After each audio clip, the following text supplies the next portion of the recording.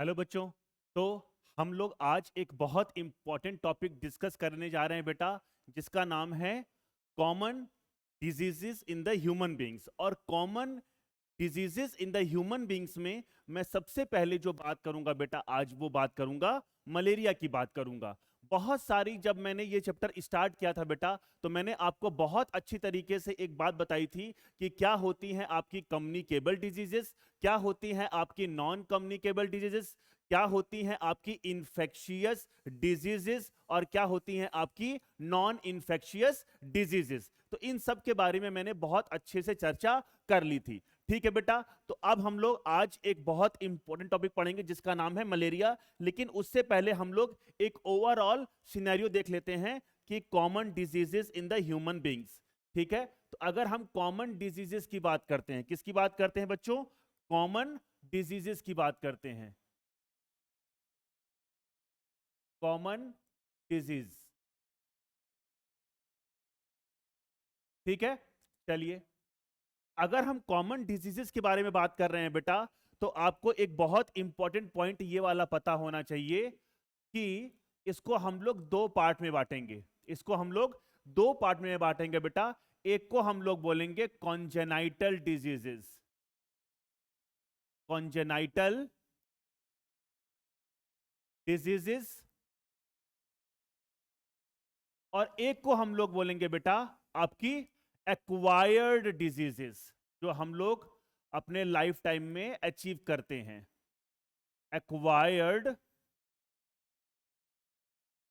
Diseases.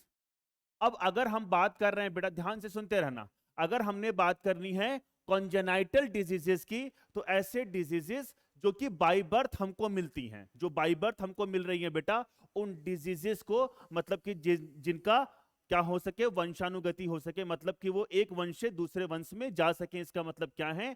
These are the hereditical disorders. ठीक है बच्चे, तो कॉन्जेनाइटल डिजीजेस को आप बहुत अच्छे से जेनेटिक में डिस्कस करते हैं, तो मैं इसको वहां पर डिस्कस नहीं करूंगा। हाँ, अगर आपको कॉन्जेनाइटल डिजीजेस को पढ़ना होगा तो मैं उसको एक लेक्चर अलग से पढ़ा दूंगा, जिसमें मैं सारे जो सिंड्रोम्स होते हैं, जैसे कि अगर हम बात करें जितने भी क्रोमोसोमल डिसऑर्डर्स होते हैं, यानी कि और जो जीन म्यूटेशन से होने वाले जो डिसऑर्डर्स होते हैं, उसको मैं अलग से पढ़ा दूंगा। लेकिन वो इस चैप्टर का पार्ट नहीं है, तो मैं बहुत ज्यादा डिटेल में वहां पर नहीं जाऊंगा बेटा। ठीक है, हाँ, अगर आपको पढ़ना होगा तो नो डाउट अबाउट इट, मुझे कमेंट सेक्शन में आप मुझे बता दीजिएगा, तो मैं उन डिजीजेस को भी बहुत अच्छी तरीके से बेटा आपको पढ़ा दूंगा। ठीक है, चलिए, तो अब हम बात करते हैं अगर एक्वायर्ड डिजीजेस के बारे में बेटा, तो इसमें भी दो होती हैं। एक्वायर्ड डिजीजेस में भी बेटा आपकी दो होंगी। एक को हम लोग बोलेंगे क्या बेटा? Infectious diseases, infectious diseases. अब मुझे बताइए कि क्या मैंने इन्फेक्शियस डिजीजेस को आपको नहीं पढ़ा रखा बेटा? क्या मैंने आपको, क्या होती हैं इन्फेक्शियस डिजीजेस, क्या मैंने इसके बारे में आपको नहीं बता रखा है? बिल्कुल बता रखा है। ठीक है, और एक हम लोग बोलते हैं बेटा आपका नॉन इन्फेक्शियस डिजीजेस, जिसके बारे में भी मैं आपको चैप्टर के शुरुआत में ही बहुत अच्छी तरीके से बता चुका हूं। तो ये मैंने क्या बता दिया बेटा आपको? Non infectious diseases. चलिए, तो ये वाला पॉइंट भी मुझे समझ में आ गया कि क्या होती हैं इन्फेक्शियस और क्या होती हैं नॉन इन्फेक्शियस। अगर मैं नॉन इन्फेक्शियस डिजीजेस के बारे में बात करता हूं, तो मुझे बताइए बेटा कौन कौन सी ऐसी डिजीजेस हो सकती हैं जो कि नॉन इन्फेक्शियस हो। एक बहुत कॉमन डिजीजेस, जैसे कि अगर हम बात करें हाइपरटेंशन की, ठीक है, वो क्या है आपकी? नॉन इन्फेक्शियस डिजीज है। जैसे कि मैं बात करूं डायबिटीज मेलाइटस की, वो क्या है आपकी? नॉन इन्फेक्शियस डिजीज है। ठीक है, तो ये मैं बहुत अच्छी तरीके से इसके एग्जाम्पल सहित मैं आपको पढ़ा चुका हूं, तो मैं बहुत डिटेल में नहीं जाऊंगा। सिर्फ मैं यहां पर एक आउटलाइन तैयार कर रहा हूं, ताकि जब मैं अब जो भी हम पढ़ेंगे बेटा आने वाले लेक्चर्स में, उसमें हम लोग इन्फेक्शियस डिजीजेस के बारे में पूरी अच्छी तरीके से पढ़ेंगे। जो भी डिजीजेस आपके एनसीईआरटी में मेंशन्ड हैं, उन्हीं को मैं आपको थोड़ा डिटेल में पढ़ाऊंगा। ठीक है, चलिए, अब इन्फेक्शियस डिजीजेस के बारे में भी अगर हम बात करता हूं बेटा हो, ठीक है, अगर हम इन्फेक्शियस डिजीजेस के बारे में अगर हम बात करूंगा, तो हम देखेंगे बेटा कि इसमें भी होती हैं, एक होती हैं आपकी कॉन्टेजियस डिजीजेस,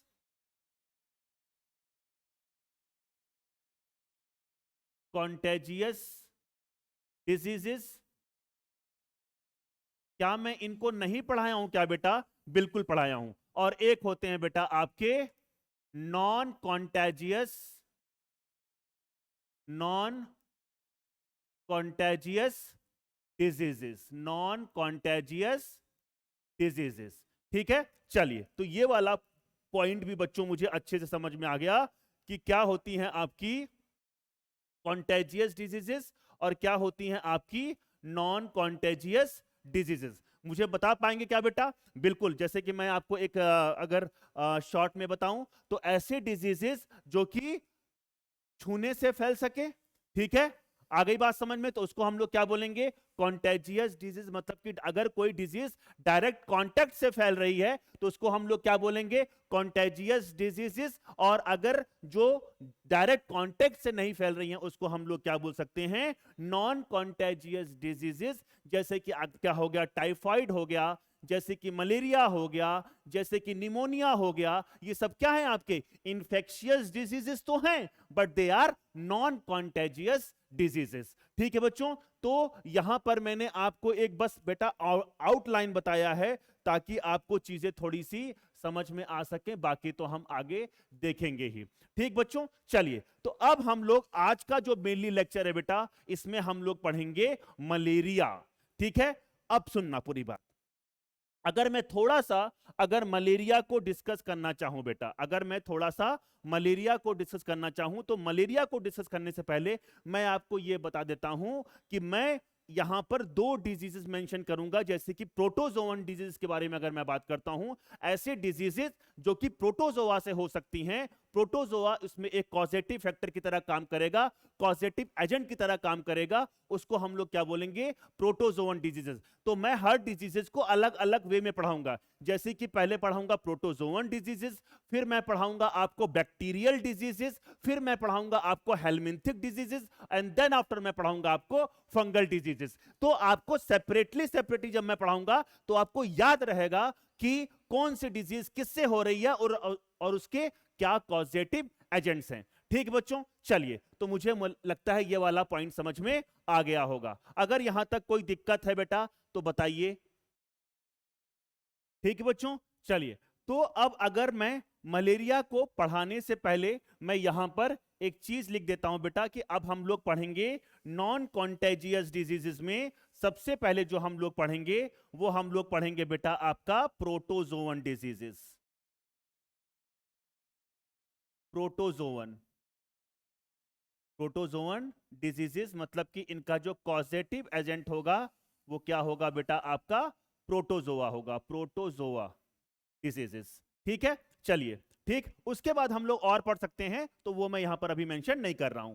अब सुनना पूरी बात। अगर हम बेटा बहुत पहले की बात करूं, मतलब कि अगर मलेरिया का बेटा अगर कभी आप हिस्ट्री पढ़ेंगे तो आप जानेंगे कि ये एक टाइम पर यूरोप में एक बहुत डेडली डिजीज हुआ करती थी, बहुत डेडली डिजीज हुआ करती थी बेटा, और बहुत सारे लोग उससे मरा करते थे। ठीक है, और फिर इसके बाद देखिए मलेरिया का अगर मैं आपको अर्थ समझाऊं बेटा तो माल मतलब क्या होता है? खराब। ठीक है, जैसे आपने पढ़ा होगा माल न्यूट्रिशन, न्यूट्रिशन की डेफिशिएंसी माल न्यूट्रिशन, वैसे ही यहां पर क्या है? मलेरिया। माल मतलब किसी भी चीज का खराब होना, और एरिया मतलब क्या है बेटा? यहां पर एयर। इसका मतलब क्या है? अगर मैं सिंपल सी अगर मैं आपको बात बताऊं मलेरिया के बारे में, ठीक है, तो ये है माल एयर, मतलब डिफेक्टिव, डिफेक्टिव डिफेक्टिव और एरिया मतलब मैंने क्या बताया बेटा आपको? एयर। ये छोटी चीजें बेटा अपने को पता होनी चाहिए, क्योंकि हम बेटा आने वाले समय में डॉक्टर बनने वाले हैं, तो ये बहुत सिंपल चीजें हैं। ठीक है, इसका मतलब पहले ये मान्यता थी कि जो मलेरिया फैलता है वो माल एयर से, मतलब बुरी हवा के चलने से फैलता है, और इसीलिए उसको शुरुआत में क्या बोला गया बेटा? मलेरिया। फिर बहुत सारे साइंटिस्ट आए और जो इसमें बहुत बड़ा योगदान था, एक साइंटिस्ट है जिन्होंने बताया था, रोनाल्ड रॉस। ठीक है, और रोनाल्ड रॉस ने यह बताया था कि जो आपका जो मलेरिया हो रहा है वो किसी बुरी हवा के चलने के कारण नहीं होता, ये किसी मॉस्किटो बाइट के कारण होता है, जो मॉस्किटो बाइट काटती है। और फिर लाइफ साइकिल के बारे में भी उन्होंने बताया था। ठीक है, फिर और भी साइंटिस्ट है जिन्होंने बताया कि जो मेन होता है वो फीमेल एनोफिलीज होती है, जिसके अंदर एक प्रोटोजोआ होता है जिसको हम लोग बोलते हैं प्लाज्मोडियम, और फिर वो डिजीज कॉज करता है in the human beings as well as vertebrates. अगर मैं बात करूं तो बेटा ये मलेरिया सिर्फ और सिर्फ हमारे अंदर नहीं बेटा, ये पूरे वर्टिब्रेट्स में फैल सकता है। ठीक है, वर्टिब्रेट्स तो आप समझ ही रहे होंगे। ठीक है, तो मैं यहां पर अगर सिंपल सा अगर बोलना चाहूं मलेरिया के बारे में, तो malaria is a malaria is a, बताइए, mosquito mosquito borne infectious disease.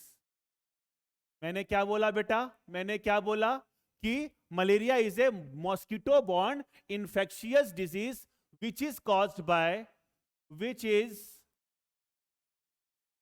is caused by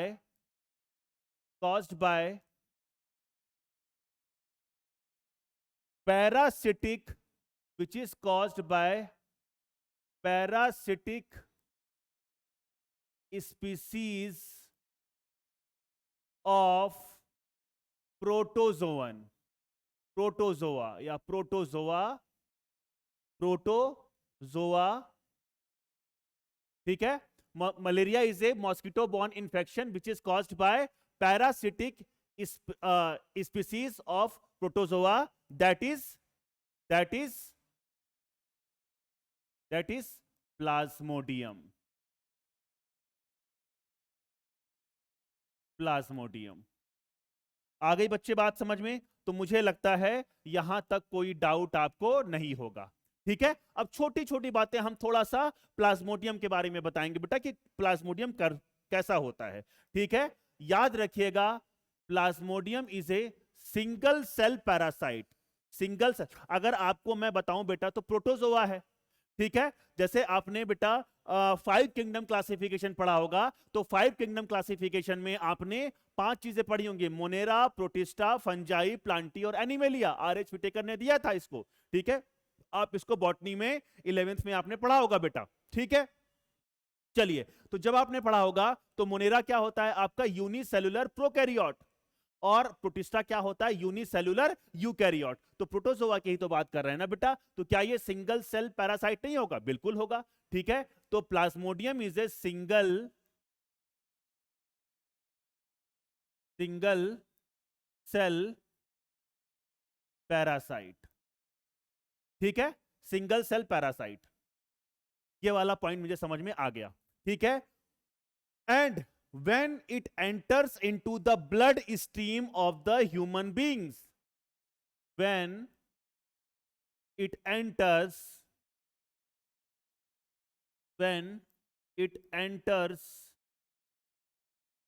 into the किसमें? blood stream of the human beings,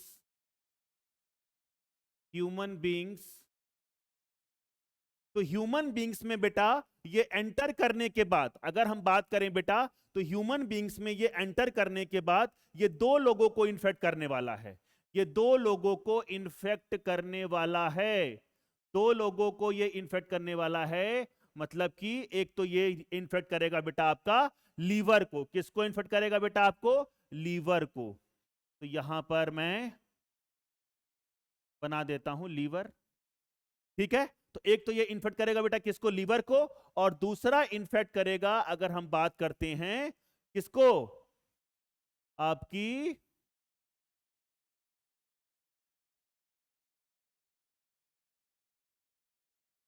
ये बेटा क्या है आपकी? आरबीसीज। ठीक है, तो ये किसको इन्फेक्ट करेगा बेटा? आपका आरबीसीज को इन्फेक्ट करेगा। आ गई बात समझ में? अब इन्फेक्टिव स्टेज क्या होती है, कैसे होती है, वो हम लोग कुछ कुछ देर में देखेंगे। सिर्फ और सिर्फ अभी मैंने एक आपको एक आउटलाइन दिया है कि एक्चुअली ये जब एंटर करेगा हमारी बॉडी में तो ये मेनली इन्फेक्ट किस किस ऑर्गन को करेगा या किस किस सेल को करेगा। अगर हम सेल की बात करेंगे यहां पर, तो यहां पर क्या होती है बेटा, आपकी हिपैटोसाइट्स होती हैं और ये एक्चुअली हिपैटोसाइट को इन्फेक्ट करेगा। और यहां पर अगर हम बात करें तो ये आरबीसी को इन्फेक्ट करेगा। मुझे लगता है ये वाला पूरा पॉइंट आपको समझ में आ गया होगा बेटा। मलेरिया बेटा, अगर हम बात करें मलेरिया की, तो ये बहुत बड़ी प्रॉब्लम है पूरे वर्ल्ड वाइड की। अगर हम बात कर रहे हैं पूरे वर्ल्ड वाइड की, अगर हम पूरे वर्ल्ड की बात करते हैं तो उसमें ये बहुत बड़ी प्रॉब्लम है बेटा मलेरिया की। और अगर यूरोपियन कंट्रीज में देखें बेटा, तो WHO ने वहां पर ये बोल दिया है कि यूरोपियन कंट्री से मलेरिया इरेडिकेट हो चुका है, खत्म हो चुका है। लेकिन अभी बहुत सारी कंट्रीज में, इंक्लूडिंग इंडिया की हम बात करते हैं, और अगर हम छत्तीसगढ़ में रहते हैं बेटा, तो ऐसे बहुत सारे क्या कहते हैं आप डिस्ट्रिक्ट बोल लीजिए जहां पर मलेरिया क्या है बेटा, आपका एंडेमिक है। जैसे कि अगर सरगुजा डिस्ट्रिक्ट को देख लिया जाए, अगर जसपुर डिस्ट्रिक्ट को देख लिया जाए, तो वहां पर आज भी मलेरिया के फैलने की संभावनाएं बेटा ज्यादा होती हैं। ठीक है, चलिए, तो ये वाला पॉइंट मुझे समझ में आ गया। अगर आ गया तो बताइए मैं आगे चल सकता हूं कि नहीं चल सकता, बताइए बेटा, आगे चल सकता हूं कि नहीं।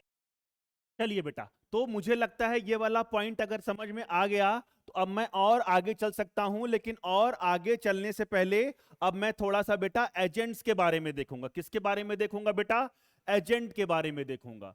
तो सबसे पहले अगर मैं एजेंट के बारे में बात करता हूं कि कौन सा एजेंट है जो कि मलेरिया कॉज का, तो ये तो मैं बता चुका ना बेटा, प्लाज्मोडियम स्पीसीज है। ठीक है, क्या है बेटा? Plasmodium species, Plasmodium, Plasmodium species. तो प्लाज्मोडियम स्पीसीज में भी कौन कौन सी प्लाज्मोडियम स्पीसीज हैं, कौन कौन सी प्लाज्मोडियम स्पीसीज हैं बेटा, जो कि क्या कॉज करेंगी? आपका मलेरिया कॉज करेंगी। ठीक है, तो सबसे पहले अगर हम बात करते हैं बेटा, तो प्लाज्मोडियम, अगर हम बात कर रहे हैं ओवेल,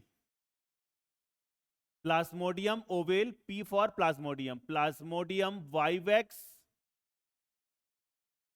प्लाज्मोडियम फाल्सीपेरम,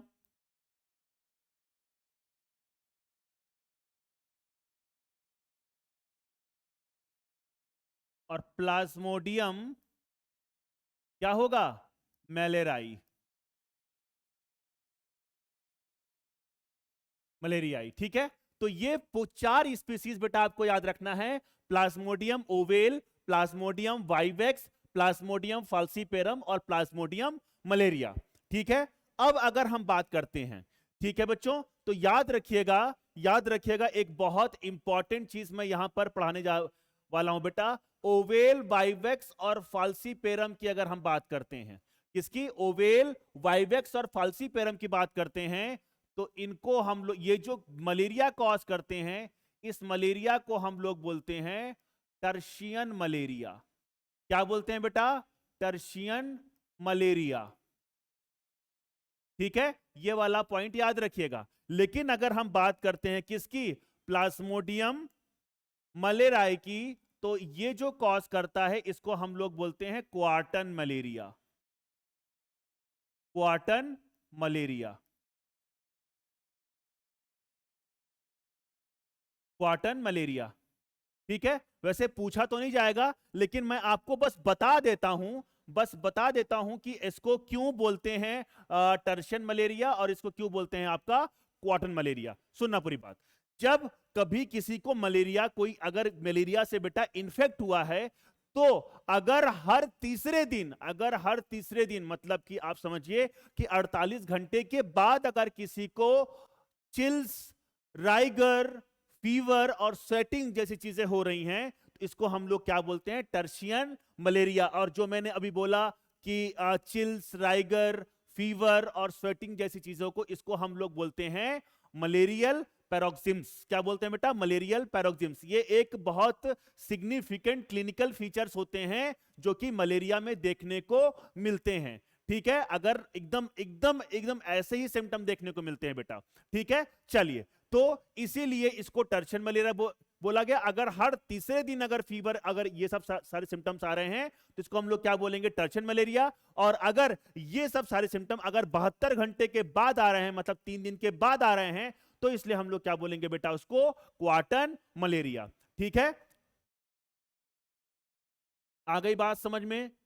ठीक है, तो यहां पर कुछ मैंने ऐसा बोला, मलेरियल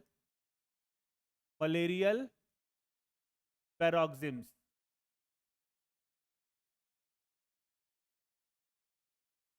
ठीक है, मतलब ये क्लिनिकल फीचर ही है बेटा। ठीक है, इसमें मैं लिख देता हूं कौन कौन से, बाद में तो मैं बताऊंगा ही क्लिनिकल फीचर्स में।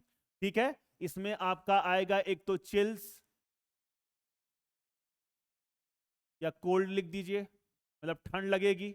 उसके बाद आता है बेटा आपका, अगर हम बात करते हैं फीवर, हाई ग्रेड फीवर होता है बेटा, 104 से 105 तक हो सकता है फ़ारेनहाइट।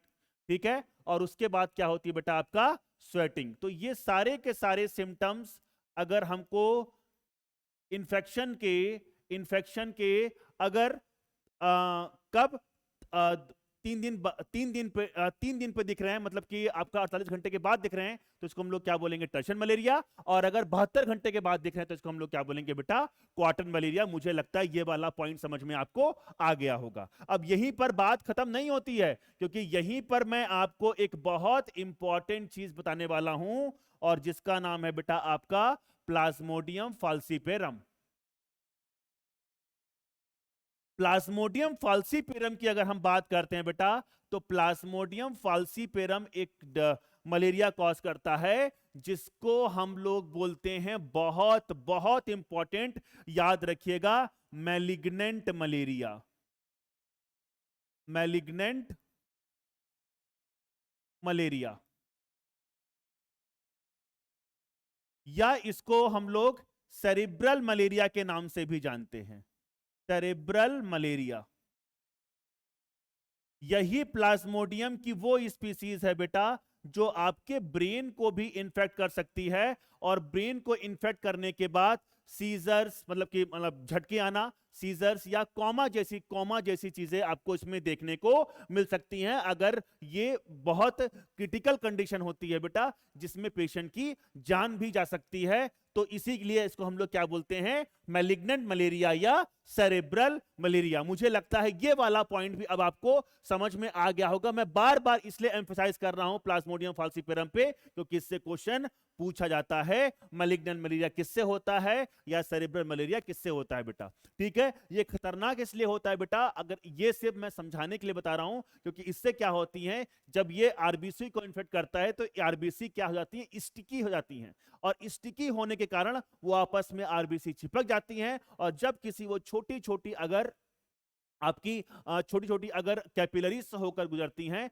तो वो उनको ब्लॉक कर सकती हैं, और वही कैपिलरीज किसी ऑर्गन को अगर क्या कहते हैं सप्लाई कर रही है ब्लड, तो वो ऑर्गन फेल तक हो सकता है, और ऑर्गन फेलियर के कारण पेशेंट्स की डेथ हो सकती है। मुझे लगता है ये वाला पॉइंट भी मैं समझाने में सफल रहा हूंगा। हाँ, ये वाला पॉइंट जो मैंने अभी बताया कि स्टिकी हो जाती हैं और ये सब, इतना ज्यादा आपसे नहीं पूछेगा, लेकिन मैंने एक आपको समझाने के लिए चीजों को थोड़ा सा बता दिया। तो मुझे लगता है ये वाला पॉइंट अगर समझ में आ गया एजेंट, तो अब मैं आगे चल सकता हूं, क्योंकि अब मुझे देखना है बेटा एक इंपॉर्टेंट चीज, ठीक है, जो कि आपकी जेनेटिक्स में आप पढ़ते हैं।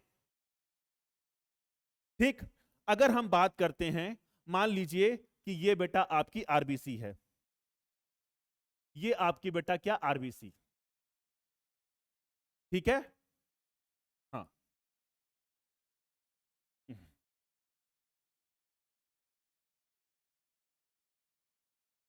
अच्छा, ये न्यूक्लियस नहीं बना रहा हूं बेटा मैं, ये न्यूक्लियस नहीं बना रहा हूं मैं, क्योंकि आरबीसी का जो सेंट्रल एरिया होता है वो पैलर होता है, हल्का सा येलोइश होता है, इसलिए मैं यहां पर सेंट्रल पैलर एरिया बना रहा हूं। ये बेटा आरबीसी में न्यूक्लियस नहीं होता है, प्लीज मार्क माय वर्ड। अरे मेरे प्यारे बच्चों, यहां पर जो मैंने बनाया हुआ है आरबीसी, यहां पर इसमें जो ये मैंने बना रखा है, ये न्यूक्लियस नहीं है बेटा, ये सेंट्रल पैलर एरिया है, प्लीज। ठीक है, हाँ, ये मत समझ जाना कि भैया वहां पे मैंने क्या बना दिया बच्चा आपका, न्यूक्लियस है। तो ये न्यूक्लियस नहीं है बेटा, ये सेंट्रल पैलर एरिया है, ठीक है, ये न्यूक्लियस नहीं है। तो इस चीज का ध्यान रखना मेरे प्यारे बच्चों, क्योंकि तुम लोग अर्थ का अनर्थ करने में बहुत ज्यादा सक्षम हो, ठीक है। चलिए, तो मैंने क्या बोला कि मान लीजिए किसी आरबीसी को, किसी आपके मलेरियल पैरासाइट, मतलब कि अगर हम बात करते हैं बेटा,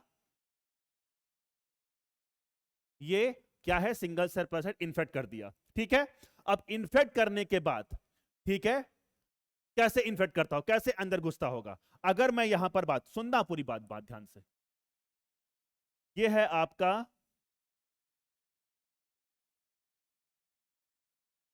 सपोज करो, ये है आपकी आरबीसी, तो मैंने कट कर दिया।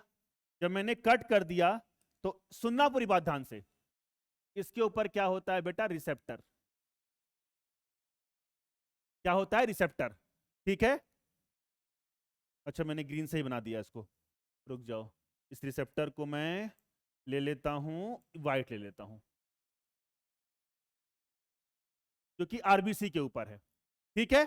और यहां पर ये वाला जो अंदर घुसा है बेटा, इसको मैं ले लेता हूं कुछ इस तरीके से। ये है आपका, सपोज करो ये वाला पैरासाइट है, और इसके ऊपर भी क्या होता है बेटा, कुछ आप सपोज कर लो, तो ये जुड़ जाएगा, और जुड़ने के बाद ये इसके आरबीसी के अंदर चला जाएगा। तो इस वाले एंटीजन को हम लोग क्या बोलते हैं, डफी एंटीजन। इस वाले को हम लोग क्या बोलते हैं, डफी एंटीजन, डफी एंटीजन। लेकिन अगर हम बात करते हैं सिकल सेल एनीमिया, पढ़ा होगा आपने, बिल्कुल, इसीलिए चीज मैं बता रहा हूं बेटा, आपने जब पढ़ा होगा सिकल सेल एनीमिया, तो सिकल सेल एनीमिया में एक्चुअली होता क्या है बच्चों, सिकल सेल एनीमिया में एक्चुअली होता क्या है कि आरबीसी के सरफेस पे, आरबीसी के सरफेस से ये जो डफी एंटीजन है ये रिमूव हो जाता है, रिमूव हो जाएगा डफी एंटीजन, जो कि आरबीसी के सरफेस पर मिल रहा था पहले। आ गई बात समझ में, आ गई बात समझ में। और इसीलिए इसीलिए इसीलिए सिकल सेल एनीमिया के जो पेशेंट्स होते हैं वो मलेरिया के लिए क्या होते हैं, रेसिस्टेंट होते हैं, ड्यू टू दिस फैक्टर। आपने पढ़ा जरूर होगा इस चीज को कि जो सिकल सेल एनीमिया के जो पेशेंट्स होते हैं बेटा, they are resistant against malaria, ठीक है। तो याद रखिएगा इस वाले पॉइंट को भी कि सिकल सेल एनीमिया के जो पेशेंट्स होते हैं दे आर रेसिस्टेंट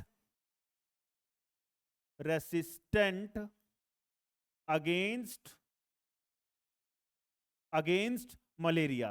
क्यों होता है ये वाला पॉइंट मैंने बहुत अच्छी तरीके से बच्चा आपको समझा दिया कि क्यों ऐसा होता होगा कि ये वाला एंटीजन जब गायब हो जाएगा तो आरबीसी के सरफेस पर एंटीजन रहेगा ही नहीं, तो ये जुड़ ही नहीं पाएगा, और अगर जुड़ ही नहीं पाएगा तो ये आरबीसी को इन्फेक्ट ही नहीं कर पाएगा। आरबीसी को इन्फेक्ट नहीं कर पाएगा तो अपनी लाइफ साइकिल पूरी नहीं कर पाएगा, और अगर लाइफ साइकिल पूरी नहीं कर पाएगा तो नो डाउट अबाउट इट बेटा कि वो इसको इन्फेक्ट भी नहीं कर पाएगा, ठीक है बच्चों। चलिए, तो ये वाला पॉइंट भी मुझे समझाना जरूरी लगता था, इसलिए मैंने आपको समझा दिया, ठीक है। हाँ, लेकिन अगर किसी पेशेंट को अगर थैलासीमिया जैसी डिजीज है या glucose 6 phosphate dehydrogenate deficiency syndrome type का कोई अगर डिजीज है, तो अगर उसको मलेरिया इन्फेक्ट करता है, मतलब मलेरियल पैरासाइट अगर इन्फेक्ट करता है या उसको मलेरिया होता है बेटा, तो उसके जान जाने की संभावनाएं ज्यादा होती हैं, क्योंकि यहां पर कुछ कुछ होता है। अब वो कुछ कुछ क्या होता है वो आप जब पहुंच जाएंगे, कहां पर, कहां पहुंचेंगे, एमबीबीएस में, तब आपको देखने को बेटा मिलेगा और पढ़ने को भी मिलेगा, ठीक है। चलिए, तो मुझे लगता है ये वाला पॉइंट समझ में आ गया। अब मैं यहां पर, अब मैंने यहां पर छोटी छोटी चीजें मैंने आपको बता दी। अब मैं देख सकता हूं बेटा, क्या आपका ध्यान से सुनना, अब मैं पढ़ाऊंगा आपको लाइफ साइकिल ऑफ प्लाज्मोडियम, किस तरीके से ये हमारे शरीर में और मॉस्किटो में ये अपने लाइफ साइकिल को पूरा करता है, ठीक है बच्चों। चलिए, तो इसको समझाने से पहले बेटा मैं पानी पी लेता हूं। चलिए बेटा, तो अब मुझे लगता है कि अब हम लोग लाइफ साइकिल बहुत आसानी से बेटा पढ़ सकते हैं। तो चलिए, अब हम लोग स्टार्ट करते हैं बेटा लाइफ साइकिल, ठीक है।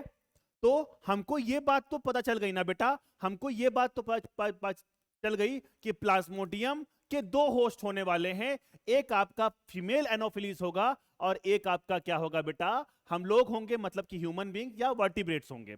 ठीक है, तो जिसमें सेक्सुअल रिप्रोडक्शन होता है बेटा, ठीक है, उसको उस होस्ट को हम लोग क्या बोलते हैं, डेफिनिटिव होस्ट। और जिसमें एसेक्सुअल रिप्रोडक्शन चलता है उसको हम लोग क्या बोलते हैं, इंटरमीडिएट होस्ट। तो इसको मैं यहां पर लिख देता हूं ताकि आपको चीजें याद रहें।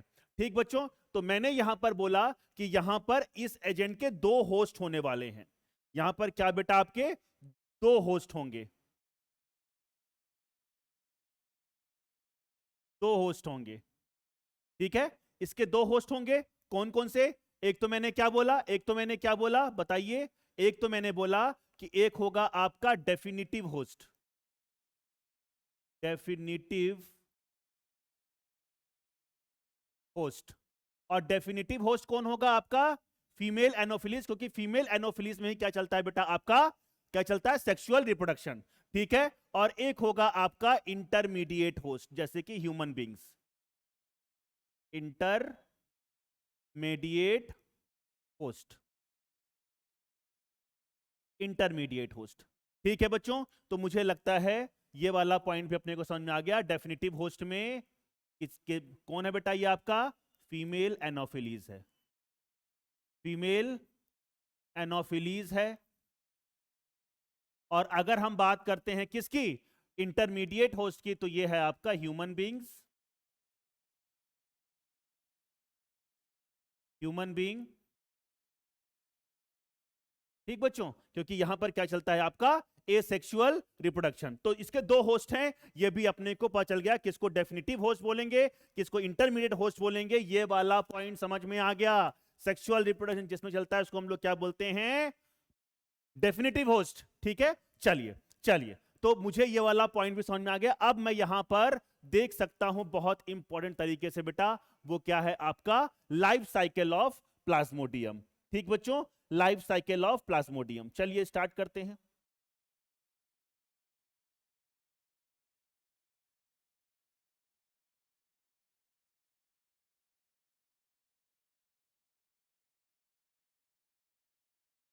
Life cycle of Plasmodium. ठीक है, ये वाला पॉइंट भी समझ में आ गया क्या बच्चों आपको, बिल्कुल आ जाना चाहिए, इसमें पढ़ाया ही क्या मैंने, नालायक को। ठीक है, ठीक है, तो लाइफ साइकिल ऑफ प्लाज्मोडियम। तो सबसे पहले सुनना पूरी बात ध्यान से, सबसे पहले मैं एक एक आउटलाइन तैयार करूंगा ताकि आपको चीजें समझ में आ जाएं। और आउटलाइन तैयार करने के बाद, आउटलाइन तैयार करने के बाद फिर मैं आपको सचित्र वर्णन भी आपको यहां पर कर दूंगा। ठीक है बच्चों, चलिए। तो मैंने क्या बोला कि लाइफ साइकिल को समझने से पहले इसके हम लोग 3 स्टेज को पढ़ने वाले हैं, 3 स्टेज को। ठीक है बेटा, सबसे पहला अगर हम बात करते हैं infection,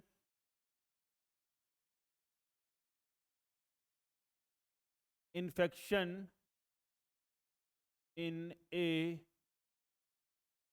human with sporozoite, sporozoite, sporozoite. बच्चा लोग, ये वाला पॉइंट जो मैंने बताया है ये बहुत इंपॉर्टेंट पॉइंट है। कितनी बार ये वाला क्वेश्चन पूछा जा चुका है कि कौन सा ऐसा इन्फेक्टिव स्टेज है जो कि ह्यूमन बीइंग्स को इन्फेक्ट करता है। तो मैंने यहां पर साफ साफ लिख दिया, infection in a human with sporozoite. ठीक है, और दूसरा होता है बेटा आपका, दूसरा होता है आपका एसेक्सुअल रिप्रोडक्शन, एसेक्सुअल रिप्रोडक्शन। आ गई बात समझ में, आ गई बात समझ में। और थर्ड होगा बच्चे आपका सेक्सुअल रिप्रोडक्शन, थर्ड होगा आपका सेक्सुअल रिप्रोडक्शन। तो मैं बहुत आराम से चल रहा हूं, बहुत ज्यादा डिटेल में नहीं जा रहा हूं बेटा, आपके बस में नोट्स बनवाने के लिए मैं थोड़ा सा चीजों को और सिंप्लीफाई तरीके से पढ़ा दे रहा हूं, ताकि आपको चीजों में कोई दिक्कत का सामना ना करना पड़े। अब एसेक्सुअल रिप्रोडक्शन दो जगह चलेगा बेटा। एसेक्सुअल रिप्रोडक्शन ह्यूमन बीइंग्स में चल रहा है, और मैंने आज जब स्टार्ट किया था लेक्चर तब मैंने आपको बताया था कि जब स्पोरोजोइड अगर हमारी बॉडी को इन्फेक्ट करेगा तो वो दो चीज को इन्फेक्ट करने वाला है, एक आरबीसी को और दूसरा लीवर को। ठीक बच्चों, चलिए चलिए। तो एसेक्सुअल रिप्रोडक्शन को इसलिए हम लोग क्या बोलते हैं बेटा? साइजोगोनी। क्या बोलते हैं? साइजोगोनी। और साइजोगोनी इसलिए बोलते हैं क्योंकि यहां पर फॉर्मेशन होता है मीरोजोइड्स का। मीरोजोइड्स का फॉर्मेशन होता है। किसका बेटा? मीरोजोइड्स का। तो ये वाला पॉइंट भी समझ में आ गया, ठीक है। और जब हम बात करते हैं सेक्सुअल रिप्रोडक्शन की, तो इसको हम लोग बोलते हैं गैमीटोगोनी। गैमीटोगोनी। आ गई बच्चे बात समझ में? और यहां पर क्या होंगे बेटा? किसका फॉर्मेशन होगा? गैमीटोसाइट्स का फॉर्मेशन होगा, मतलब कि फॉर्मेशन ऑफ गैमिट्स होगा बाद में। तो यहां पर क्या होगा? Formation of gametes. Formation of gametocytes लिख देता हूं, गैमिटोसाइट्स। आ गई बच्चे बात समझ में? ठीक है, चलिए चलिए। तो मुझे लगता है अब ये वाला पॉइंट मुझे समझ में आ गया कि साइजोगोनी क्या है जिसमें मीरोजोइड का फॉर्मेशन होगा, और गैमिटोगोनी क्या है आपका जिसमें आपका फॉर्मेशन ऑफ गैमिटोसाइट्स होगा। अब सुनना बात ध्यान से, तभी हम लोग दूर तक एकदम, इसीलिए बेटा आराम से चलता हूं ताकि आपको सारी चीजें समझ में आ जाए। अब साइजोगोनी की अगर हम बात कर रहे हैं बेटा, तो साइजोगोनी आपकी दो जगह चलेगा। दो जगह चलेगा। एक आपका चलेगा कहां पर? एक आपका चलेगा लीवर में। कहां चलेगा बेटा? लीवर में सबसे पहले। ठीक है। तो क्योंकि ये लीवर में चल रहा है, आरबीसी में बाद में चलता है, तो सबसे पहले इसको हम लोग क्या बोलेंगे? एक्सो एरिथ्रोसिटिक। एक्सो एरिथ्रोसिटिक साइजोगोनी। एक्सो एरिथ्रोसिटिक साइजोगोनी। एक्सो एरिथ्रोसिटिक साइजोगोनी। एक्सो एरिथ्रोसिटिक साइजोगोनी। ठीक है। और दूसरा बेटा ये चलता है आपका कहां पर? कहां पर चलता है ये? आपका चलता है आरबीसीज में। आरबीसीज में, और इसलिए इसको हम लोग बोलते हैं एरिथ्रोसिटिक साइजोगोनी। एरिथ्रोसिटिक साइजोगोनी। एरिथ्रोसिटिक साइजोगोनी। ये वाला पॉइंट भी समझ में आ गया क्या बच्चा? ठीक है, फिर से रिपीट करता हूं मैं। स्पोरोजोइड बनता होगा किसके अंदर? फीमेल एनोफिलीज के अंदर। स्पोरोजोइड ने, अभी पूरा लाइफ साइकिल पढ़ाऊंगा, अब आउटलाइन तैयार कर दूंगा, बिल्कुल एक एक चीज आपको समझ में आ जाएगी, बस सुनते रहना बात ध्यान से। स्पोरोजोइड ने इन्फेक्ट कर दिया, मतलब स्पोरोजोइड से ह्यूमन बीइंग इन्फेक्ट हो गए। स्पोरोजोइड हमारे ब्लड सर्कुलेशन में पहुंच गया, उसके बाद वो पहुंचा लीवर में। लीवर में उसने स्टार्ट किया एसेक्सुअल रिप्रोडक्शन, और स्पोरोजोइड कन्वर्ट हो गया मीरोजोइड में, जिसको मैंने क्या बोला? एक्सो एरिथ्रोसिटिक साइजोगोनी। ठीक है, क्योंकि इसमें किसका फॉर्मेशन होता है? मीरोजोइड्स का। फिर उसके बाद फिर ये मीरोज, फिर वहां पर पहुंचकर वहां पर जो आपकी लीवर सेल्स होंगी उसको क्या कर देगा बेटा? तोड़ देगा, मतलब बस्ट कर देगा या रप्चर कर देगा, और उसके बाद फिर ये ब्लड स्ट्रीम में रिलीज हो जाएंगे, और उसके बाद फिर ये इन्फेक्ट करेंगे आरबीसी को। और जब ये आरबीसी को इन्फेक्ट करेगा, और वहां पर भी आरबीसी के अंदर भी क्या फॉर्मेशन होगा बेटा? लास्टली आपका मीरोजोइड्स ही फॉर्मेशन होगा, और इसीलिए इसको हम लोग क्या बोलेंगे? आपका एरिथ्रोसिटिक साइजोगोनी। क्यों? क्योंकि वो एरिथ्रोसाइट्स के अंदर चल रहा है, जो एरिथ्रोसाइट के बाहर चल रहा है उसको हम लोग क्या बोलेंगे? एक्सो एरिथ्रोसिटिक साइजोगोनी। तो बताइए यह कुछ टफ था क्या बेटा? बिल्कुल टफ नहीं था। ठीक है, तो सबसे पहले मैं एक आउटलाइन बताऊंगा, और उसके बाद फिर हम लोग अच्छे से पहुंच जाएंगे दूसरी जगह। चलिए बेटा, तो अब हम लोग बहुत आसानी से अब क्या पढ़ सकते हैं? इसका लाइफ साइकिल। अब आपको बिल्कुल भी दिक्कत का सामना नहीं करना पड़ेगा। चलो तब सबसे पहले हम लोग क्या देखेंगे कि बेटा आपकी फीमेल एनोफिलीज थी, फीमेल एनोफिलीज थी, ठीक है। ठीक बच्चों, फीमेल एनोफिलीज के अंदर क्या बने होंगे? स्पोरोजोइट। इसके सलाइवरी ग्लैंड में क्या बने होंगे? आपके स्पोरोजोइट। तो ये क्या बन गए? आपके स्पोरोजोइट। ठीक बच्चों, ठीक है। अब ये स्पोरोजोइट ड्यूरिंग ब्लड मील, जब ये हमें काटने आएगी बेटा, तो ये हमें जब काटेगी तो ये स्पोरोजोइट को हमारे ब्लड स्ट्रीम में डाल देगी। मतलब कि जब जब देखो, क्योंकि जो अगर आपने पढ़ा होगा बेटा, जो फीमेल एनोफिलीज का बेटा जो माउथ होता है वो पियर्सिंग एंड सकिंग टाइप का होता है, पहले पढ़ते थे, ठीक है। अब तो चीजें बहुत कम हो गई हैं, ठीक है। तो हम उसका जो माउथ होता है वो पियर्सिंग एंड सकिंग टाइप का होता है, मतलब कि वो पहले छेद करेगा और उसके बाद उससे ब्लड को सक कर लेगा। फीमेल एनोफिलीज की मैं बात कर रहा हूं, ठीक है। तो स्पोरोजोइट कहां पर पहुंच गए? ब्लड स्ट्रीम में पहुंच गए। कहां पर पहुंच गए बेटा? ब्लड स्ट्रीम में। बेटा बिल्कुल अच्छे से एकदम इत्मीनान से पढ़ेंगे हम लोग, क्योंकि कोई दिक्कत वाली बात नहीं है। मेरे लेक्चर भले थोड़े स्लो होते हैं, लेकिन मैं चाहता हूं कि बच्चों को एक एक चीज दिमाग में घर कर जाए। ब्लड स्ट्रीम में पहुंच गया, और ब्लड स्ट्रीम में पहुंचने के बाद मेरे प्यारे बच्चों अब ये इन्फेक्ट करेगा किसको? किसको? लीवर को, ठीक है। तो इसमें टाइम कितना लगेगा? आप बिलीव मानिए सिर्फ 15 से 20 मिनट का समय लगेगा इसको लीवर में पहुंचने में। कहां पर बेटा? लीवर में पहुंचने में, ठीक है। ये वाला पॉइंट भी समझ में आ गया, तो मैं यहां पर लिख देता हूं ब्लड स्ट्रीम के थ्रू ये 20 to 25 मिनट की अगर हम बात कर रहे हैं बेटा, मार्जिन लेके चल रहे हैं, तो ये कहां पर पहुंच गया? लीवर में, ठीक है। और ये क्या था आपका? Single cell parasite. ये बेटा क्या था आपका? सिंगल सेल पैरासाइट था।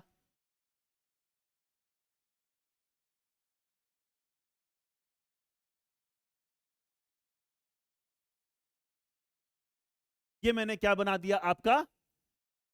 स्पोरोजोइट। क्या बना दिया बेटा? ये आपका क्या? स्पोरोजोइट। कहां पर पहुंच गया? लीवर में। कहां पर पहुंच गया? लीवर में। लीवर में पहुंचने के बाद अब ये इन्फेक्ट करेगा लीवर की हिपेटोसाइट्स को। किसको इन्फेक्ट करेगा बेटा? लीवर की हिपेटोसाइट्स को। और उसके बाद इसको इन्फेक्ट करने के बाद ये लीवर की सेल्स में ही चेंज हो जाएगा, चेंज हो जाएगा दूसरे में, और उस दूसरे का नाम क्या है आपका? मीरोजोइड्स। तो ये क्या बना लिया बेटा? मीरोजोइड्स बना लिए, ठीक है। चलिए, तो मैंने यहां पर मीरोजोइड्स बनवा दिया, ठीक है। और ये हुआ किस में है? ये हुआ है मेरे प्यारे बच्चों हिपैटोसाइट्स में हुआ है। किसमें हुआ है? हिपैटोसाइट्स में।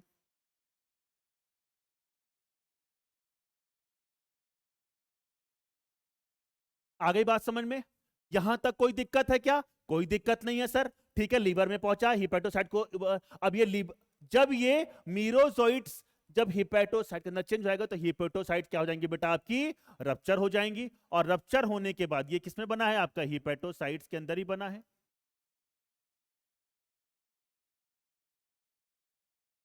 हिपैटोसाइट्स क्या हो गई बेटा? आपकी रप्चर हो गई।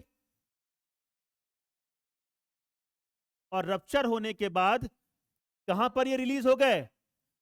मीरोजोइट्स releases into the blood stream again. Merozoites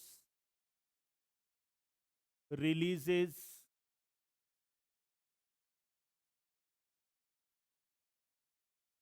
into the blood stream. बच्चा लोग एक पॉइंट और याद रखिएगा कि जब तक ये वाली साइकिल चल रही होगी, जब तक ये वाली साइकिल चल रही होगी, तब तक कोई क्लिनिकल मैनिफेस्टेशन नहीं आएगा। मतलब कोई भी क्लिनिकल साइंस देखने को नहीं मिलेंगे, मतलब कि कोई भी साइन एंड सिम्टम्स देखने को नहीं मिलेगा अगर मैं ये वाले पॉइंट की बात कर रहा हूं, ठीक है। तो फिर से रिपीट कर रहा हूं, फीमेल एनोफिलिस ने काटा, स्पोरोजोइड ब्लड स्ट्रीम में आ गए, 20 से 25 मिनट के अंदर वो लीवर में पहुंच गए, लीवर की हेपेटोसाइट को इन्फेक्ट किया, sporozoite converted into merozoite, that is sporozoite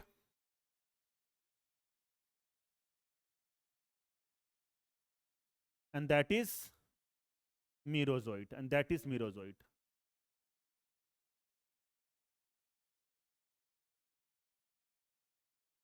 आगे बच्चे बात समझ में? ठीक है, अब ये मीरोजोइट इन्फेक्ट करेंगे आपकी प्यारी प्यारी किसको? आरबीसीज को। किसको इन्फेक्ट करेंगे बेटा? आरबीसी को इन्फेक्ट करेंगे। ठीक है, तो इन्होंने अब इन्फेक्ट कर दिया किसको? आरबीसी को। चलिए, इन्होंने इन्फेक्ट कर दिया किसको बेटा? आरबीसीज को। ये क्या है? आपकी आरबीसीज हैं। ठीक है, ठीक, आगे बात समझ में? ठीक है, अब आरबीसी के अंदर ये मीरोजोइट जब पहुंच जाएगा, आरबीसी के अंदर जब ये मीरोजोइट पहुंच जाएगा, जब ये मीरोजोइट बेटा पहुंच जाएगा, तो पहुंचने के बाद इसमें कुछ चेंजेस होंगे।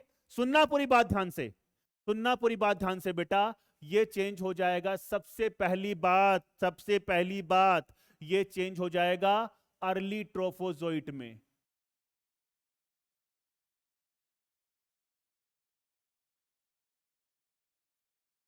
अर्ली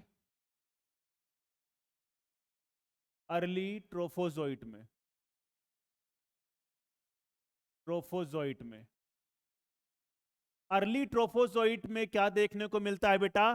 कि ये आरबीसी से खाना निकाल के भर लेगा अपने पेट में, और उसके अंदर कुछ वैक्यूल्स होती हैं, और वैक्यूल्स होने के कारण बेटा एक रिंग स्टेज दिखाई देती है कुछ इस तरीके से, जैसे कि मैं आपको यहां पर थोड़ा सा, ज्यादा तो बेटा मैं पढ़ाता नहीं हूं, तो थोड़ा सा देखने को मिलेगा। देखना यहां पर होता क्या है, ये है आपका, सपोज करो ये है आपका,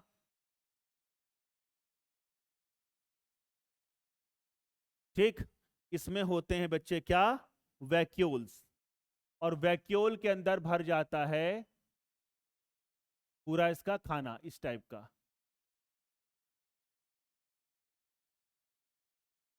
खाना भर गया इसके अंदर।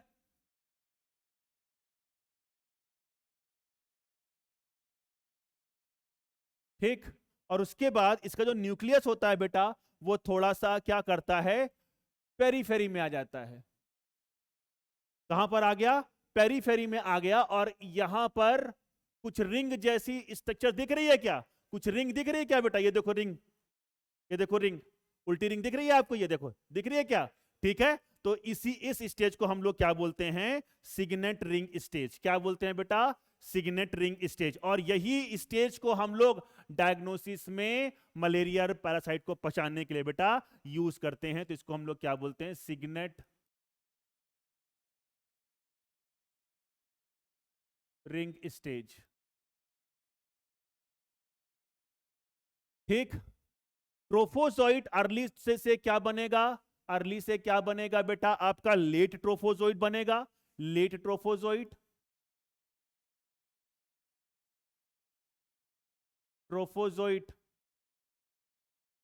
खूब खाना पीना खा के बेटा और तगड़ा हो जाएगा। ठीक है, और देखो ट्रॉफ मतलब क्या होता है? न्यूट्रिशन। ठीक है, तो देखो खाना पीना खा रहा है, तो ऐसी स्टेज है जिसमें ये खाना पीना खा रहा है, किसके अंदर जाकर? आरबीसी के अंदर जाकर।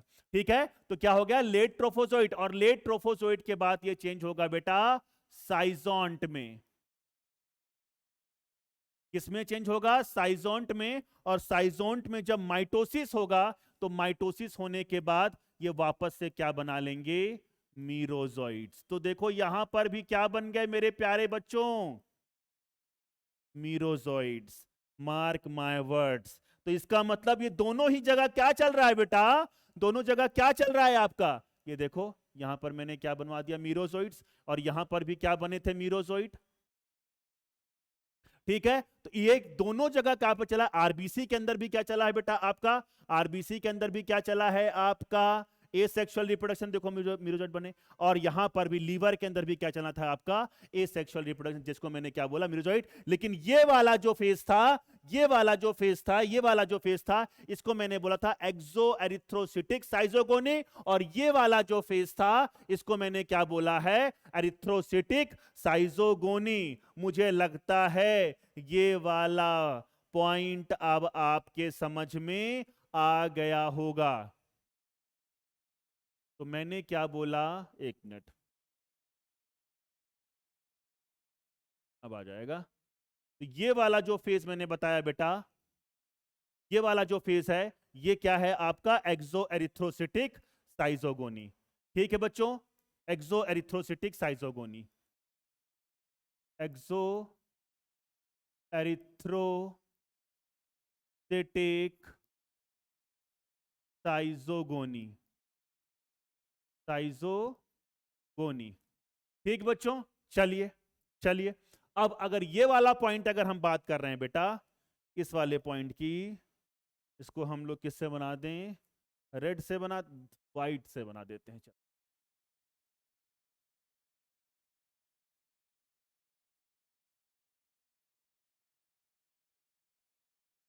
उफ,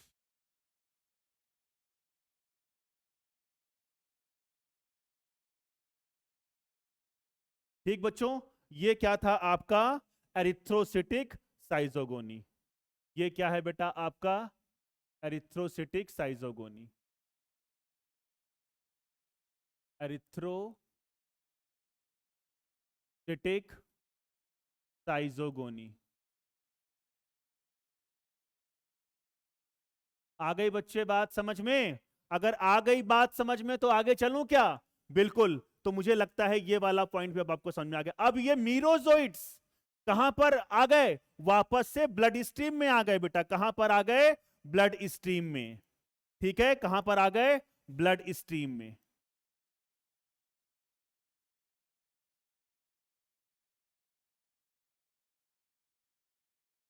अब ब्लड स्ट्रीम में अगेन ये इन्फेक्ट कर सकते हैं, अगेन ये इन्फेक्ट कर सकते हैं आरबीसी को। ठीक है, तो ये मैं यहां पर 2 आरबीसी बना रहा हूं। ठीक है, ठीक, चलिए, तो है ना, तो अब ये ब्लड स्ट्रीम में आकर ये मीरोजोइट एक तो इसको इन्फेक्ट कर सकते हैं और एक ये इसको इन्फेक्ट कर सकते हैं। ठीक है, ये मीरोजोइट एक आरबीसी के अंदर जाकर अगेन मीरोजोइट्स का फॉर्मेशन कर सकते हैं, अगेन फॉर्मेशन ऑफ मीरोजोइट्स। ठीक है, यहां पर क्या बन जाएगा बेटा, अगेन फॉर्मेशन ऑफ मीरोजोइट्स। अभी एक बहुत इंपॉर्टेंट चीज मैं आपको बताने वाला हूं, पहले ध्यान से सुनते रहना। ठीक है, और यहां पर जब होगा, यहां पर जो होगा बेटा, यहां पर ये यहां पर क्या स्टार्ट कर सकते हैं आपका, गैमिटोगोनी, गैमिटोगोनी। आ गई बात समझ में? ठीक है, चलिए, तो मुझे लगता है ये वाला पॉइंट आपको समझ में आ गया। अब सुनना पूरी बात ध्यान से। जब यहां पर क्या होता है, जब जब अर्ली स्टेज से जब लेट ट्रोफोजोइट बन रहा होता है बेटा, उस टाइम पर ये हीमोग्लोबिन को डाइजेस्ट करते हैं। क्या करते हैं, हीमोग्लोबिन को डाइजेस्ट करते हैं। और जब हीमोग्लोबिन को डाइजेस्ट करते हैं तो हीमोग्लोबिन के डाइजेशन के बाद बनता है हीमोजोइन। सुनना पूरी बात ध्यान से। हीमोग्लोबिन बना होता है ग्लोबिन और हीम से, हीमोग्लोबिन बना होता है ग्लोबिन और हीम से। एक्चुअली ये ग्लोबिन का यूज करते हैं as a energy source for their reproduction. आ गई बात समझ में? और हीम को ये पूरी तरीके से डाइजेस्ट नहीं कर पाते हैं, तो ये हीम को कन्वर्ट कर देते हैं हीमोजोइन में, हीम को कन्वर्ट कर देते हैं हीमोजोइन में। तो जब ये आरबीसी, जब ये साइजोन बनता है बेटा, तो होता क्या है कि जब ये आरबीसी, सुनना पूरी बात बच्चों ध्यान से, ये रही आपकी आरबीसी। ठीक है, ये रहा इसके अंदर साइजोंट, ये रहा इसके अंदर साइजोंट, और ये रहा इसका रप्चर, ये रहा इसका रप्चर। तो जब ये बेटा साइजोन जब रप्चर होके जब मीरोजोइट्स को रिलीज करते हैं, तो साथ ही में क्या रिलीज करते हैं, जब ये मीरोजोइट्स, ओह सॉरी, जब ये मीरोजोइट्स रिलीज हो गए ब्लड स्ट्रीम में,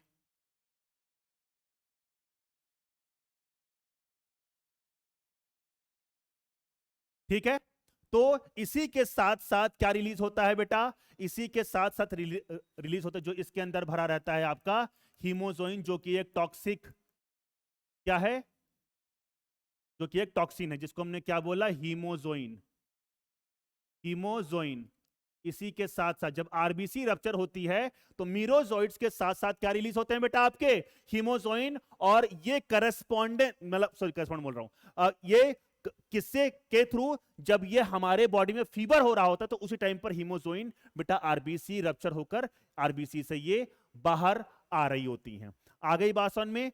ठीक है बच्चों, ठीक है। तो हीमोजोइन के कारण ही क्या होता है बेटा, आपके फेब्राइल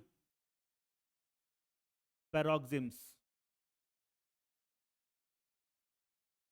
और फेब्राइल पैरोक्सिम्स क्या है, ये मैंने आपको बता दिया। ठीक है, हीमोजोन के कारण है। ये आपकी एनसीईआरटी मेंशन है, कई बार क्वेश्चन पूछा जा चुका है, इसीलिए मैंने ये अगेन एंड अगेन आपको बता दिया। तो मुझे लगता है ये पूरा पॉइंट आपको समझ में आ गया। एक बार फिर से देखो बेटा, फिर मैं पानी पी के आपको आगे पढ़ाता हूं। ठीक है बच्चों, ठीक है। तो मुझे लगता है ये पूरा पॉइंट अब आपको समझ में आ गया होगा। अब मैं बहुत इत्मीनान से बच्चा लोग, अब मैं गैमिटोगोनी को स्टार्ट कर सकता हूं। तो गैमिटोगोनी में क्या हो रहा है, मीरोजोइड एंटर करेंगे किसके अंदर, आरबीसी के अंदर। एक तो मीरोजोइड जब एंटर करेंगे आरबीसी में तो वो वापस से क्या कर सकते हैं बेटा, सुनना पूरी बात, वापस से सेम लाइफ साइकिल जो यहां पर चली है उसको कर सकते हैं, और वापस से क्या फॉर्मेशन करेंगे, मीरोजोइड। और ये cycle again and again and again and again चल सकता है। लेकिन कुछ मीरोजोइड क्या करते हैं, आरबीसी को इन्फेक्ट करके क्या स्टार्ट करते हैं बेटा, गैमिटोगोनी। क्या स्टार्ट करते हैं बेटा, आपका गैमिटोगोनी। और अगर हम गैमिटोगोनी की बात कर रहे हैं, सुनना पूरी बात ध्यान से बच्चा लोग, पूरी बात ध्यान से समझना, तभी हम लोग दूर तक पहुंच पाएंगे। अब यहां पर ये मैंने आरबीसी बड़ी बना दी बेटा। अब इसमें क्या हो गया, इसमें मीरोजोइट ने इन्फेक्ट किया, मीरोजोइट ने इन्फेक्ट किया, और मीरोजोइट ने इन्फेक्ट करने के बाद इसने स्टार्ट किया क्या बेटा, आपका गैमिटोगोनी। क्या स्टार्ट किया, आपका गैमिटोगोनी स्टार्ट किया। और जब गैमिटोगोनी स्टार्ट किया तो इसने फॉर्मेशन ऑफ गैमिटोसाइट्स किया, फॉर्मेशन ऑफ गैमिटोसाइट्स।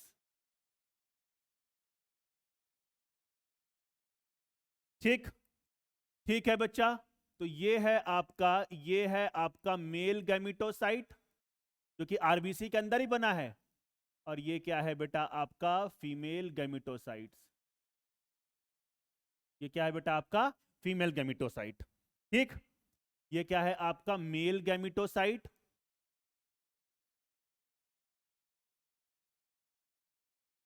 गैमिटोसाइट। आ गई बच्चा बात समझ में? ठीक, मेल गैमिटोसाइट। और ये है बेटा आपका female gametocyte, female gametocyte, gametocyte. ये वाला पॉइंट समझ में आया क्या बच्चों, ये वाला पॉइंट समझ में आया क्या, बताइए। ठीक है बच्चों, ठीक। तो अब मुझे लगता है कि ये जब पॉइंट समझ में आ गया तो अब क्या होगा, ये ब्लड में ही पड़े कुछ आरबीसी ऐसी होंगी जिसमें मेल एंड फीमेल गैमेटोसाइट्स होंगे। अब होगा क्या बच्चों कि दीज आरबीसीज आर, अब जब वापस से दीज आरबीसीज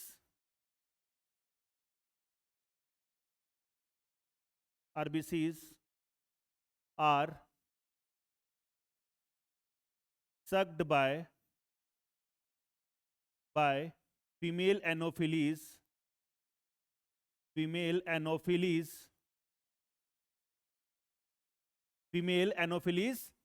क्या क्या, these RBCs are sucked by female anopheles during blood meal, during blood meal, जब वो हमारा खून चूसने आए होंगे बेटा तब। ठीक, तो मुझे बताओ, अच्छा एक चीज मुझे बताओ कि क्या सर जिसमें फीमेल और मेल गैमेटोसाइट होंगे क्या वही आरबीसी जाएंगी? नहीं, जिसमें आपका एरिथ्रोसिटिक साइजोगोनी चल रहा होगा वो आरबीसी भी तो जाएंगी ना बेटा, लेकिन वहां पर उनको डाइजेस्ट कर दिया जाएगा। ये यही गैमेटोसाइट्स आगे जाकर काम करने वाले हैं। ठीक है, तो इस चीज को भी ध्यान रखें, कई सारे बच्चे पूछते हैं, तो मैंने इसका आंसर भी दे दिया। ठीक है, अब यहां पर क्या होगा, उसके बाद होगा क्या कि सब चीज को डाइजेस्ट करने के बाद female and male gametocytes are converted into माइक्रोगैमिट।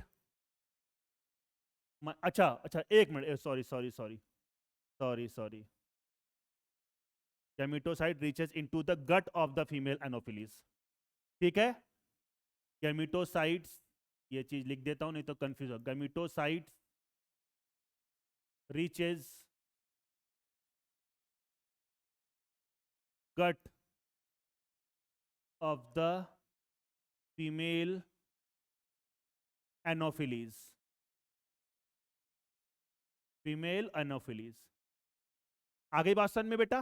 तो अब ये कहां पर पहुंच गए? फीमेल एनोफिलीज के गट में पहुंच गए। और गट में पहुंचने के बाद अच्छा बताइए, क्या क्या मुझे ये बताइए कि क्या अब ये ऑर्थोपोड का मेंबर है, और ऑर्थोपोड क्या सिलोमिक होते हैं? क्या उसमें ट्रू सिलोम होती है? बिल्कुल होती है बेटा, बिल्कुल होती है, बिल्कुल होती है।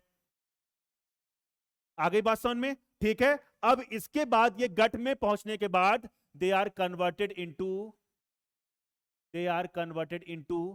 माइक्रोगैमिट,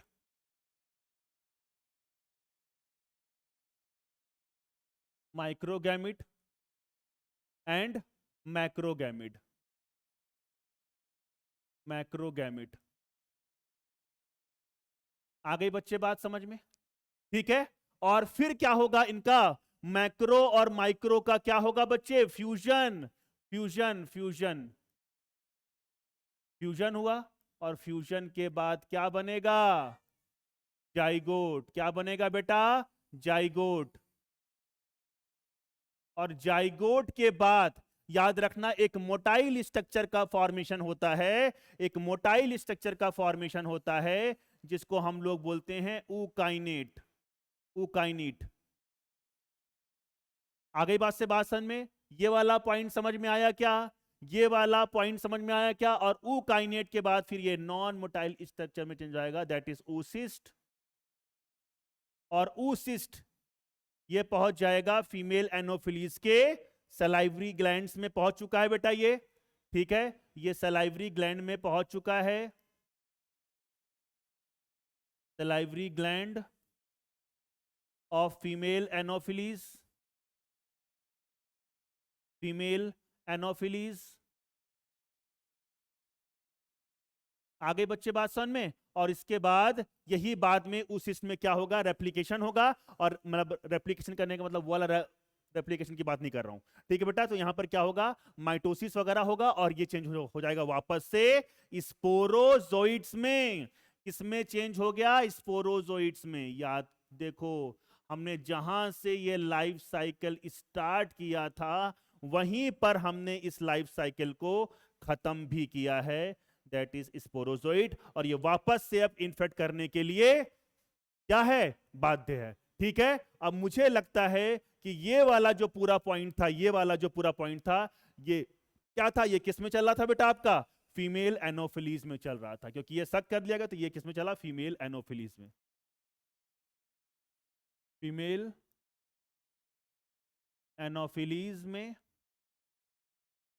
ठीक है, और ये क्या था बेटा आपका? गैमिटोगोनी, गैमिटोगोनी। ठीक है, और याद रखिएगा जब उस से बेटा बेटा आपका क्या बनता है? स्पोरोजोइट। तो इसको हम लोग बोलते हैं स्पोरोगोनी। क्या बोलते हैं बेटा इसको हम लोग? Sporogony, sporogony. ठीक, तो यहां पर बेटा आपके पूरी तरीके से लाइफ साइकिल आपका कंप्लीट होता है, और इसमें कोई भी क्वेश्चन ऐसा नहीं है जो आपसे छूट जाएगा या बच जाएगा। मुझे लगता है यहां तक कोई डाउट आपको बेटा नहीं होना चाहिए। अगर है तो बताइए, नहीं तो फिर मैं आगे चलूं बेटा। और ठीक है बच्चों, तो ये पॉइंट अगर अपने को समझ में आ गया तो हम अब और आगे चल सकते हैं बेटा। ठीक है, और एक वापस से रिपीट हम ये आपको दिखा देते हैं कि देखो किस तरीके से इन्फेक्शन स्टार्ट हुआ बेटा। प्लाज्मोडियम का इन्फेक्शन हुआ, फीमेल एनोफिलीज थी, मॉस्किटो ने हंट किया था। और ये जनरली कब होता है बेटा? इवनिंग के टाइम पर और नाइट के टाइम पर। और इसका जो ये वाला पार्ट है इसको हमने क्या बोला है? प्रोबोसिस। ये क्या है बेटा आपका? प्रोबोसिस, जिसके थ्रू वो पियर्स करके सक करती है बेटा ब्लड को। ये क्या है बेटा? Proboscis, proboscis. ठीक है। और देखो फिर ये जो छोटे छोटे जो आ रहे हैं बेटा, ये क्या है? आपके स्पोरोजोइट, और स्पोरोजोइट ने ये आपकी वेन्स हैं और ये आपकी आर्टरीज है, वेन्स में इसने कर दिया, और ये थ्रू कहां पर पहुंच गया है बेटा? आपका लीवर में। और लीवर की किसको इन्फेक्ट करेगा बेटा? आपको हिपेटोसाइट को इन्फेक्ट करेगा। और हिपेटोसाइट में क्या स्टार्ट करेगा? आपका एक्सो एरिथ्रोसिटिक साइजोगोनी, जिसको हमने क्या बोला था? Asexual reproduction. तो आपको ये डायग्राम मैंने इसलिए बना रखा है ताकि आपको थोड़ा सा और चीजों को मैं अगर डायग्रामेटिकली अगर समझाऊंगा तो ज्यादा अच्छे तरीके से आपको मेमोराइज हो जाएगा वो चीज। ठीक है। अब अगर हम लोग हिपेटोसाइट में पहुंच गए बच्चा, और हिपेटोसाइट्स में जब पहुंचेंगे तो उसके बाद क्या होगा? ये दो तरह के मैंने लीवर बना रखे हैं। ये वाला पॉइंट आप चाहे तो याद कर भी सकते हैं और नहीं भी कर सकते, लेकिन कई सारे बच्चे मुझसे पूछते हैं तो मैंने यहां पर बता दिया। कई बार क्या होता है कि स्पोरोजोइट लीवर में पहुंचकर बेटा अपना काम बंद कर देते हैं और सो जाते हैं। समझ लो कि सो जाते हैं, और वो स्पोरोजोइट कन्वर्ट हो जाते हैं बेटा हिप्नोजोइट्स में। और ये बेटा इन्फेक्टिव स्टेज, इन्फेक्टिव फॉर्म नहीं होता, ये नॉन इन्फेक्टिव फॉर्म होता है। ठीक है। लेकिन कुछ में क्या होगा, और ये कुछ कुछ स्पीसीज में होता है। जब आप लोग एमबीबीएस में पहुंच जाएंगे तो आप देखेंगे कि 5 स्पीसीज से जनरली मलेरिया होता है बेटा। एक मैंने छोड़ रखा है, प्लाज्मोडियम नॉलेसी। तो उसमें बहुत सारी जो होंगी वो आपको समझ में आएगी कि कौन सी स्पीसीज हिप्नोजोइट का फंक्शन करेंगी और कौन सी नहीं करेंगी। इतना डिटेल में अपने को जाने की जरूरत नहीं है। ठीक है। और कुछ में क्या होगा बेटा, लीवर में पहुंचा और स्पोरोजोइट कन्वर्ट किस में हो गया? मीरोजोइट में। और इसी को मैंने क्या बोला था? एक्सो एरिथ्रोसिटिक साइजोगोनी। ये लीवर में चला, मीरोजोइट का फॉर्मेशन हुआ, हेपेटोसाइट रप्चर हुई, मीरोजोइट कहां पर पहुंच गए बेटा? ब्लड स्ट्रीम में पहुंच गई। कहां पर पहुंच गई? ब्लड स्ट्रीम में। ये मैंने क्या पहले से बना रखा है बेटा? आपका आरबीसीज। ये क्या है बच्चे? आपकी आरबीसीज। ठीक है। अब ये मीरोजोइट किसको इन्फेक्ट किया?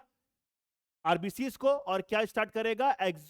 एरिथ्रोसिटिक साइजोगोनी। और यहां पर भी क्या फॉर्मेशन होगा बेटा? आपका आपका क्या फॉर्मेशन हो रहा है? मीरोजोइट। और फिर मीरोजोइट फिर फ्रेश आरबीसीज को क्या करेंगे बेटा? इन्फेक्ट करेंगे। और वो स्टार्ट कर सकते हैं वापस से सेम साइकिल को रिपीट भी कर सकते हैं, या क्या कर सकते हैं बेटा? आपका गैमिटोगोनी भी स्टार्ट कर सकते हैं। अब देखो यहां पर मैंने बना रखा है एरिथ्रोसिटिक साइजोगोनी। इन्फेक्शन हुआ, और इन्फेक्शन के बाद फर्स्ट स्टेज आई जिसको मैंने क्या बोला था? Early trophozoite. देखो कुछ इस तरीके से दिखेगा, और इसी को मैंने क्या बोला था? Ring form. इसी को मैंने क्या बोला था बेटा? Ring form.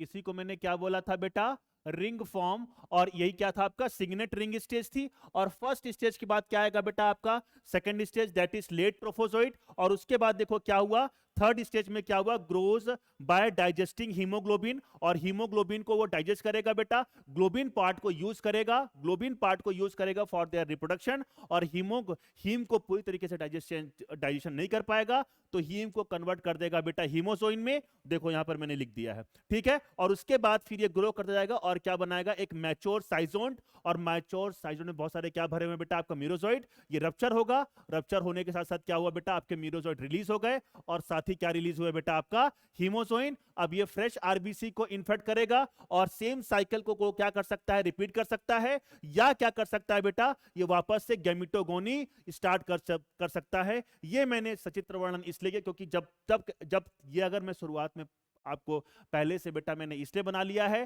ताकि आपका टाइम बचे और ये चीज भी आपको पूरी तरीके से समझ में आ जाए कि किस तरीके से क्या हो रहा होगा। ठीक बच्चों। और फिर मैंने गैमिटोगोनी तो आपको पहले ही पढ़ा रखी है, तो यहां पर मैंने कुछ नोट लिख लिखे हैं पहले से कि trophozoite are not able to digest the heme, so they convert hemozoin and digest the globin that is used source of amino acid for their reproduction। यही सेम चीज तो बेटा मैंने आपको अभी अभी कुछ देर पहले बताई थी। फिर मैंने क्या बताया था? The liver phase occurs only one और टू, एक या दो बार ही बेटा लीवर में साइकिल चलेगी, और उसके बाद मेनली रिपीट साइकिल किसमें होगा बेटा? आपका एरिथ्रोसाइट्स के अंदर होगा। ठीक है। ठीक है। Erythrocytic phase undergoes multiple cycle, जो कि मैंने अभी आपको बताया कि मल्टीपल टाइम्स यहां पर चल सकता है।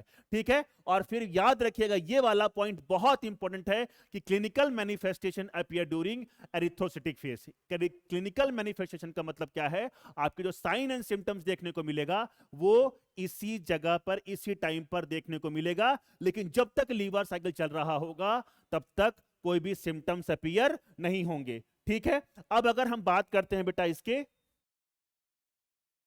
किसके साइन एंड सिम्टम्स की,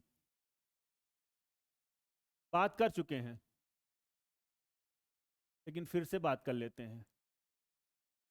बहुत कैरेक्टरिस्टिक फीचर्स देखने को मिलते हैं बेटा साइन एंड सिम्टम्स में, अगर हम बात कर रहे हैं या क्लिनिकल मैनिफेस्टेशंस की बात कर रहे हैं इसमें हम लोग, ठीक है। तो इसके 3 स्टेज होते हैं बेटा। एक होता है आपका कोल्ड स्टेज,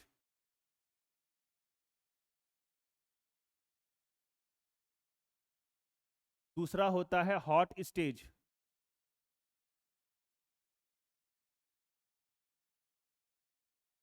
और थर्ड होता है बेटा आपका स्वेटिंग स्टेज।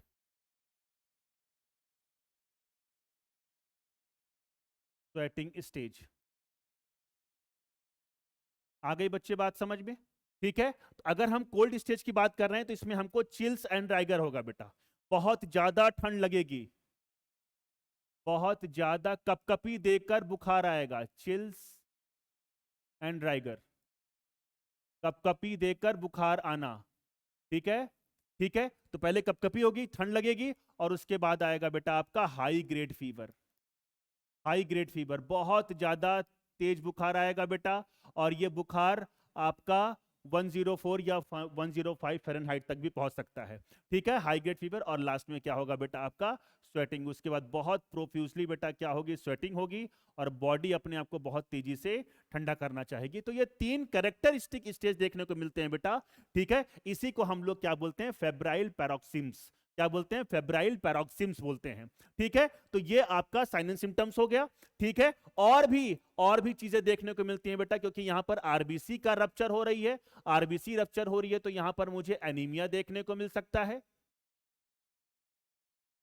एनीमिया देखने को मिल सकता है। फीवर तो देखने को मिल ही रहा है बेटा अपने को, ठीक है। और जॉन्डिस भी देखने को मिल सकती है बेटा इसमें। क्या अगर लंबे समय तक रहा, अगर आपका मलेरिया, तो जॉन्डिस भी देखने को मिल सकता है। और फोर्थ पॉइंट अगर हम बात करें तो ये बहुत ज्यादा सिग्निफिकेंस नहीं है आपके लिए, यहां पर स्प्लीन का साइज बेटा क्या हो सकता है, बढ़ सकता है, जिसको हम लोग क्या बोलते हैं, स्प्लीनोमीगेली। स्प्लीनोमीगेली भी देखने को मिल सकती है, स्प्लीनोमीगेली भी देखने को अपने को इसमें मिल सकती है। तो ये आपके क्लिनिकल साइन एंड सिम्टम्स हो गए, और साइन एंड सिम्टम्स आ गए भैया, तो आपको इसको ट्रीट भी करना है, सिंपल सी बात है। तो हम ट्रीटमेंट की बात करेंगे। तो ट्रीटमेंट में बहुत सिनकोना बार से बेटा हम लोग क्या लेते हैं, क्लोरोक्विन। क्लोरोक्विन लेते हैं कि नहीं लेते हैं, ठीक है। क्लोरोक्विन याद रखिएगा, एक ड्रग बेटा।